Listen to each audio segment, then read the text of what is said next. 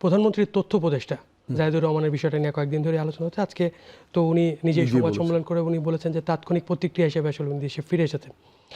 অন্যদিকে সীমান্তে পুশিন থামছে না, প্রতিদিনই পুশিন চেষ্টা আমরা দেখতে পাচ্ছি।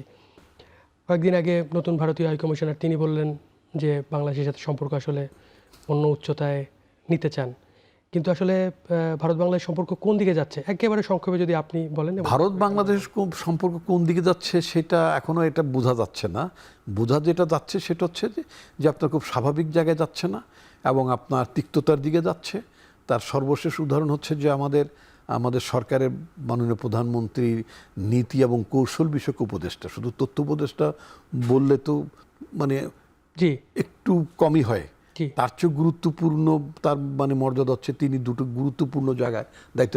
একটা নীতি, ইংরেজি যদি আমি ভুল না করে থাকি মোটামুটি কাছাকাছি যদি হয় সেটা পলিসি, আর যদি কৌশলকে যদি আমি কাছাকাছি ইংরেজি শব্দ অ্যাটলিস্ট স্ট্র্যাটেজি বলতে পারি। তো গভর্নমেন্টের প্রাইম মিনিস্টার যিনি পলিসি অ্যান্ড স্ট্র্যাটেজি অ্যাফেয়ার্সের যিনি অ্যাডভাইজার হন, অ্যাজ ওয়েল এজ বাড়তি দায়িত্ব যিনি সরকারের তথ্য উপদেষ্টাও, প্রধানমন্ত্রীর তথ্য উপদেষ্টাও, তার সাথে যে ইল ট্রিটমেন্টটা হয়েছে এবং যেটার পরিপ্রেক্ষিতে তিনি বলেছেন এটার জন্য মানে দু দেশের সম্পর্কে প্রভাব পড়বে না বলেছেন, ইম্প্যাক্ট পড়বে না বলেছেন, but on the other hand তিনি যে তাৎক্ষণিক প্রতিক্রিয়া হিসেবে, যেটা উনি বলছেন ইনস্ট্যান্ট রিয়াকশন হিসেবে তিনি ওই দেশে না ঢুকে যে ফেরত এসেছেন, that is a big message to India.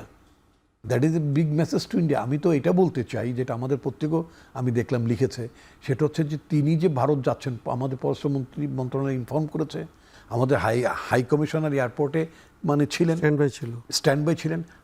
আমাদের হাই কমিশনের প্রেজেন্সে তাকে 2 ঘন্টা 2.5 ঘন্টা ধরে তাকে জিজ্ঞাসাবাদ করা, নানা কিছু, এগুলো কি খুব স্বাভাবিক ঘটনা আপনি মনে করেন? নিশ্চয় না। আমরা ধারণা করেছিলাম যে আমরা মানে বাংলাদেশের জনগণ, আমি নট অ্যাজ বিএনপি কর্মী হিসেবে বলছি না, যে আমাদের former prime minister Begum Khaleda জিয়ার মৃত্যুর পরে তাদের পররাষ্ট্রমন্ত্রী তাদের প্রধানমন্ত্রীর শোকবাণী নিয়ে আসলেন, তারপরে এরপরে মানে শপথ অনুষ্ঠানে আসলেন।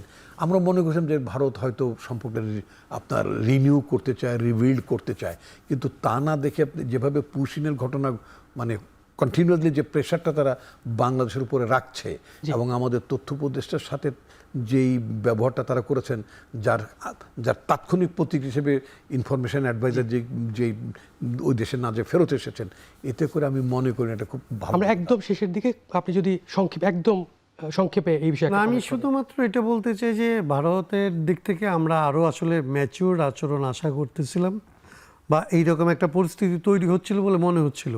যদিও পশ্চিমবঙ্গে সরকার পরিবর্তনের পরে পুশিনটা একটা বাজে বার্তা দিচ্ছিল আমাদেরকে, কিন্তু তাদের যে হাইকমিশনার এসেছিলেন তার যে আসলে ভাষা উচ্ছ্বাস, কিন্তু তার পরপর আসলে আমাদের এই যে উপদেষ্টার সাথে যে আচরণ হলো, আমি মনে করি যে এইটা আমাদের জন্য এবং তাদের জন্য আসলে ভালো হলো না। এবং আমি এটাও মনে করি যে তথ্য উপদেষ্টা বা যে মানে ওনার যে এই উপদেষ্টার যে পদক্ষেপ তাৎক্ষণিক, সেটা গুরুত্বপূর্ণ ছিল। আমি মনে করি তার দিক থেকে এটা একভাবে বাংলাদেশের মর্যাদাকে একভাবে টিকিয়ে রেখেছে এবং উনি ভালো কাজ করেছেন। ওনাকে আপনাদের অনেক ধন্যবাদ।